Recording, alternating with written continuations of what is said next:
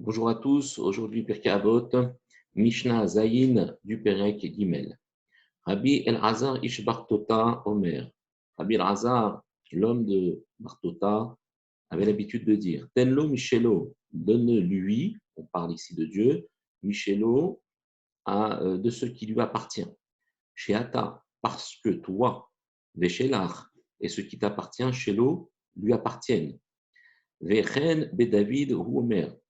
Et aussi pour David, il est dit dans les Divrei Hayamim, qui mecha akol umyadecha natanulach, car de toi vient tout ce que nous avons, umyadecha et de tes mains natanulach, tu nous l'as donné.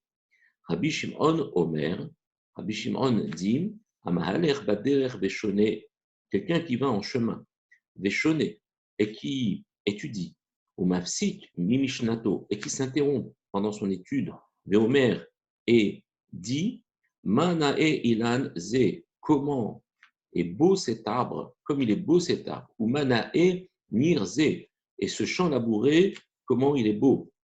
Ma'ale alav akatuv, le verset dit de lui, Ke'ilu mitrayev benafsho, c'est comme s'il se mettait en danger de vie parce qu'il s'est interrompu pendant son étude. Alors le Barthénora nous dit la chose suivante. Zayin, vetenlo michelo, lotimna melit asek bechefse shamayim ben begoufecha ben bebanomonecha. Il dit que ça veut dire donne-lui de ce qui lui appartient, ça veut dire ne te retiens pas de pouvoir t'occuper de la Torah, bechefse shamayim, des affaires du ciel, ben begoufecha ben bamonecha. Ça veut dire ne ménage pas ni ton corps, ni ton argent pour accomplir ce que Akadosh Baruch Hu désire que tu accomplisses. Shencha noten mishelcha. Tu ne donnes pas de ce qui t'appartient. Lo migufecha velo bimamonecha. Ni ton corps, ni ton argent ne t'appartiennent. Et donc, quand tu donnes ton corps et ton argent, sache une chose, c'est que tu ne fais que restituer à Dieu ce qu'il t'a donné. Chez Ata ou Mamonecha, chez nous. Parce que toi et ton argent, eh bien, vous appartenez à Akadosh Baruch Hu. Manae ilanze ou manae nirze. Comment est beau cet arbre, comment est beau ce champ labouré. Donc, il est en train d'étudier, il s'arrête pour dire ça. C'est évident que c'est aussi le même problème, le même cas, si jamais il dit des paroles futiles pendant qu'il étudie. Et là, chez Diber, chez Derer, parce qu'il est en train de dire ce que les gens qui sont en chemin, ont l'habitude de dire, ma sheroim be'enehem, ce qu'ils voient de leurs yeux. Ils sont là en train de se promener et ils voient, comme c'est beau, comme il est beau cet arbre. Eh bien, ça, c'est un comportement tout à fait naturel. Il ne s'agit pas ici d'une interruption qui cherche à vouloir interrompre au sens négatif du terme. Mais c'est une sorte de réflexe, une sorte de tendance de vouloir flatter la nature qu'il traverse.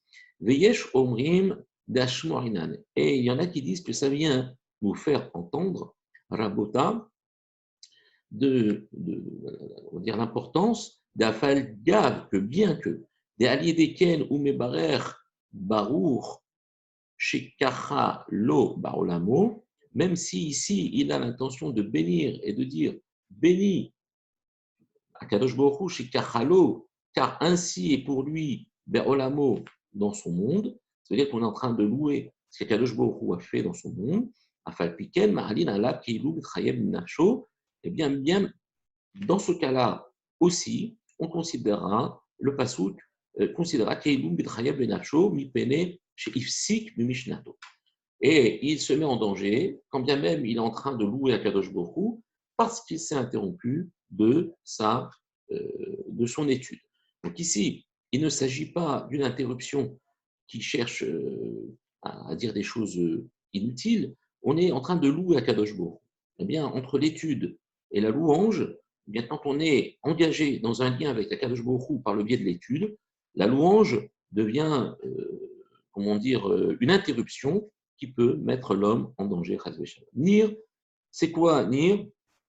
c'est un champ qui est labouré, c'est Telem Amar Harisha. C'est un sillon de, de la charrue. Kemo Niro Lachem, Nir, comme il est dans Irmia, dit Niro, votre champ labouré, Lachem pour vous, est un champ labouré. Voilà, ici, c'est un passouk, on rappelle le mot Nir pour expliquer que c'est un champ labouré. Mishnah Het, Rabbi Dostai, Rabbi Yanai, Mishu Rabbi Meir, Omer. Rabbi Dostai, le fils de Rabbi Yanai, au nom de Rabbi Meir, Omer. Toute personne qui oublie une chose de son étude,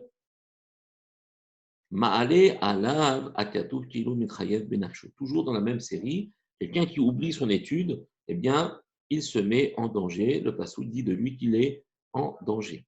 Chez les Neymar, comme il est dit, uniquement préserve-toi et préserve ton âme, mais Ode, fais très attention, de peur que tu oublies les choses ou les paroles qu'ont vu tes yeux, que tes yeux ont vu, c'est-à-dire à travers le limud de Torah, que tu n'oublies pas ton limud de Torah. On aurait pu dire que Tokfa Alav Meshenato, que son enseignement lui, lui a échappé. Alors, Talmud Lomar, de peur que ton cœur ne se détourne tous les jours de ta vie. Et donc, quand est-ce qu'il sera vraiment en danger? Jusqu'à ce qu'il, chez Yeshev, Iserem, Melibo, comme si il les avait écartés volontairement de son cœur. Donc, il ne s'agit pas ici d'un oubli qui est indépendant de sa volonté, parce que c'est difficile pour lui, le Barthénois nous dit que de pouvoir retenir. Il s'agit de quelqu'un qui a procédé à une négligence et qui a eu pour conséquence d'oublier son étude. Ça, c'est quelque chose qu'on lui reproche. Traite que la shokher dabar echad mimishnato. Alors, on va mettre un petit projecteur. Alors, il dit que la shokher dabar echad mimishnato, donc celui qui oublie quelque chose de son étude, bishvil shelo chazar alea. Qu'est-ce qu'il nous dit maintenant? Parce qu'il n'a pas révisé.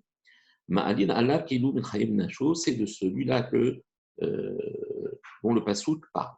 Chez Mitor, chez Chato, parce qu'à travers son oubli, du fait qu'il a oublié, ou Bale Atir et Aïsour, Benimset Takala, Baal Yado, il va se mettre à permettre ce qui est interdit parce qu'il a oublié, et il va y avoir une Takala, une embûche, qui va venir à cause de lui. Veshigato, Ola, Zadon. Et du coup, son geste, qui normalement était involontaire, puisqu'il a fait quelque chose, il s'est permis quelque chose qui était interdit par inadvertance, parce qu'il a oublié, eh bien, ça devient comme s'il l'avait fait exprès, puisqu'il n'a pas révisé.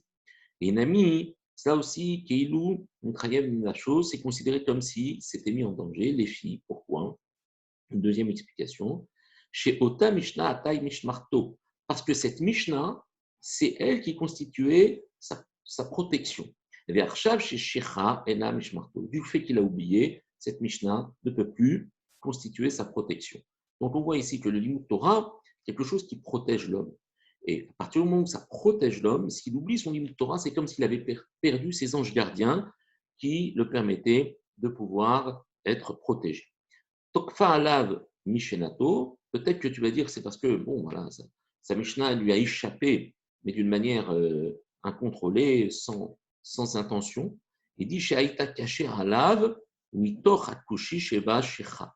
Parce que c'est tellement dur pour lui que cette dureté, en fait, cette difficulté va l'amener à oublier. Eh bien, ce n'est pas cela. Ce n'est pas de cela que la Mishnah parle, c'est uniquement dans le cas où cet homme a commis une négligence de ne pas réviser et d'avoir négligé son enseignement.